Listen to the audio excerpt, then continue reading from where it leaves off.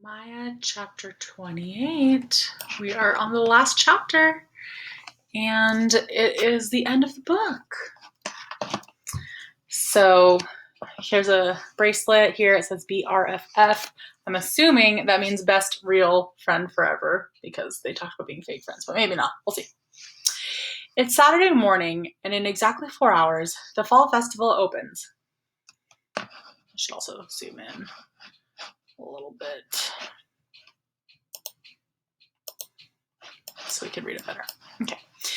It's Saturday morning, and in exactly 4 hours, the fall festival opens. In my gut, I know the rides are ready. The stage is built, the food is cooking, and the big tent is just waiting to be filled with rodeo fans.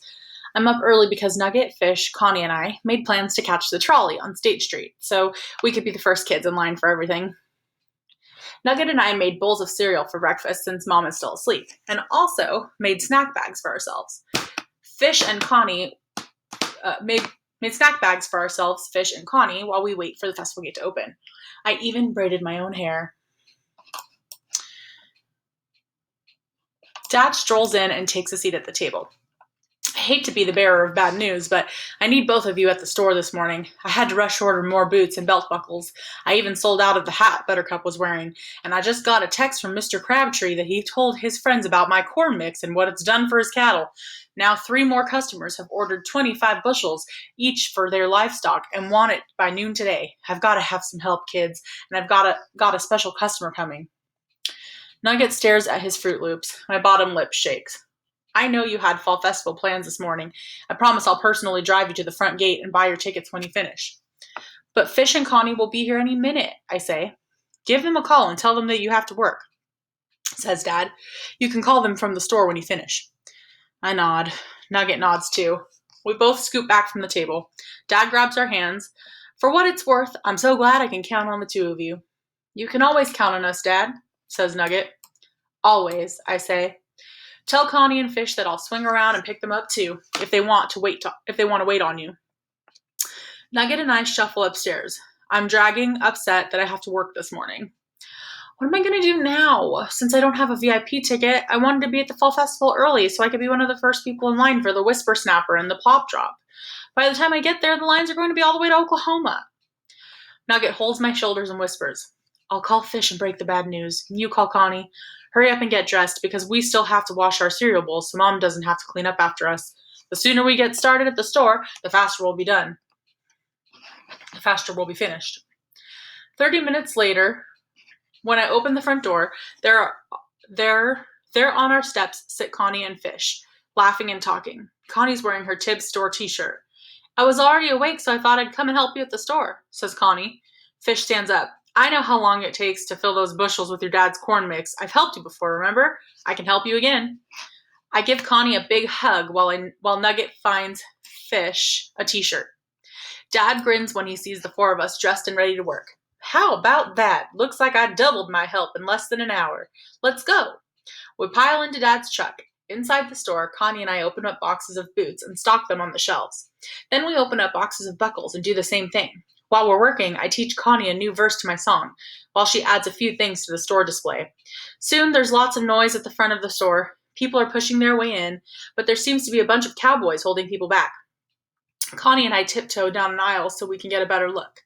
I hear Dad's voice. Thanks so much for coming. Right this way.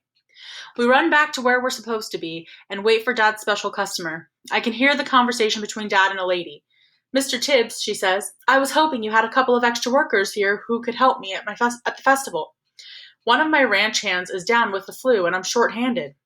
I wish I could, but I've got my children helping me because I'm short-handed too. Suddenly, the cowboys move. A woman dressed in cowgirl gear stands in front of me. It can't be. Jambalaya! Cowgirl Claire? She looks my way. Mr. Tibbs, is this your daughter you were telling me about? I'm jumping up and down. Oh my gosh, Connie, it's, oh my gosh. Cowgirl Claire gives us hugs. It's nice to meet both of you. Young lady, don't you have a brother? What's his name? Niblet? Nugget, I shout louder than I mean to. Connie puts up her hand. I'll go get him. Everything on the inside of my body is jumping up and down, but the outside of my body is stuck. Dad's smiling at me. Cowgirl Claire puts her hands on her hips and smiles at me. Your father tells me you know how to rope a calf. Is that true? Yes, ma'am. Let me show you. I grab a rope, make a lasso, and twirl it around. Woo-hoo, young lady. That's a mighty fine loop you've got working there. Nugget, Fish, and Connie show up. Nugget's eyes widen. Greetings and salutations, cowgirl. Before he can finish, I throw that loop at my brother, and I get him on the first try. I've got his arms pinned to his sides as I run toward him. He's hollering at me, Maya, you better not.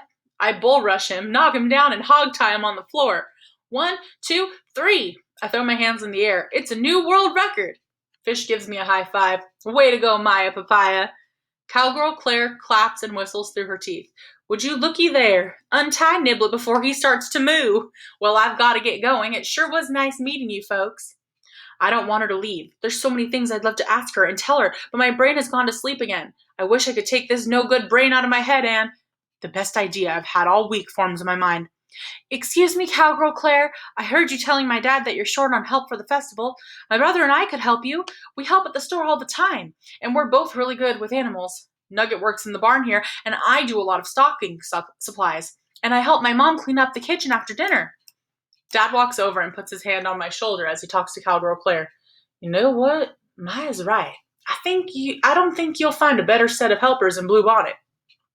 This is the time you're looking for, Cowgirl Claire. I'd bet my store on it. Oh, this is the team you're looking for, Cowgirl Claire. I'd bet my store on it. I'm shaking like a rocket, ready to blast off into space. Nugget stands beside me with his hands by his side like a soldier. Cowgirl Claire is staring at us from head to toe, as if she's thinking about what Dad and I said. Well, you sure know how to make a good lasso, Missy. And Niblet, I could use some strong arms to help with my horses. Okay, Maya, Niblet, you're both hired. Connie and I jump, clap, and scream all over Dad's store. Cowgirl Claire chuckles. Calm down, girlies. You going to need that energy for work. While you're getting yourself together, let me tell you about your job, Maya. You and your brother have to ride with me to the festival so I can tell you about your responsibilities while I'm doing my act. You'll both get Cowgirl Claire Show all access passes, which must stay around your neck so the fall festival workers will know you're part of my crew.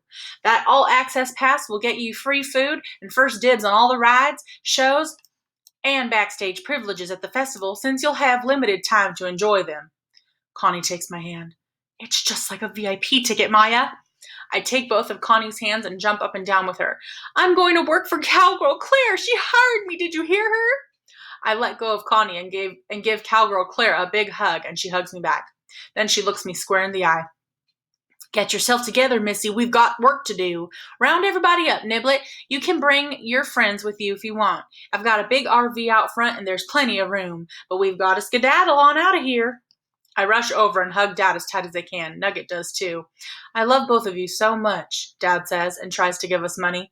We won't need that, Dad. I say, everything's free for us. He winks. I'll pick you up later tonight when the festival closes for the day. I reach into my pocket, pull out a gift, and give it to Connie. Here, I made this for you. She takes the yellow bracelet and stares at the letters. BRFF. Maya, what does BRFF mean? I shrug. When I was making our matching bracelets last night, I put the letters BFF on them, but then I got worried that you would think that meant best fake friends. So I changed it to best real friends forever. Best BRFF for best real friends forever. Do you like it? She laughs and then slips it onto her wrist. I love it. I'll wear it every day. I put mine on too. Let's sing the song I taught you while we were working, I say. Okay, says Connie. I put my arm around Connie's neck. She put her arm around mine, and we sing at the top of our lungs. Connie Tate and Maya Tibbs are Connie Tate and Maya Tibbs are best friends, and they're hoping that their friendship never ends. Connie paints just like Picasso. Maya's awesome with a lasso. Connie Tate and Maya Tibbs are best friends. I don't know what tune that would be, but it's very cute. They just go on being best friends. The end.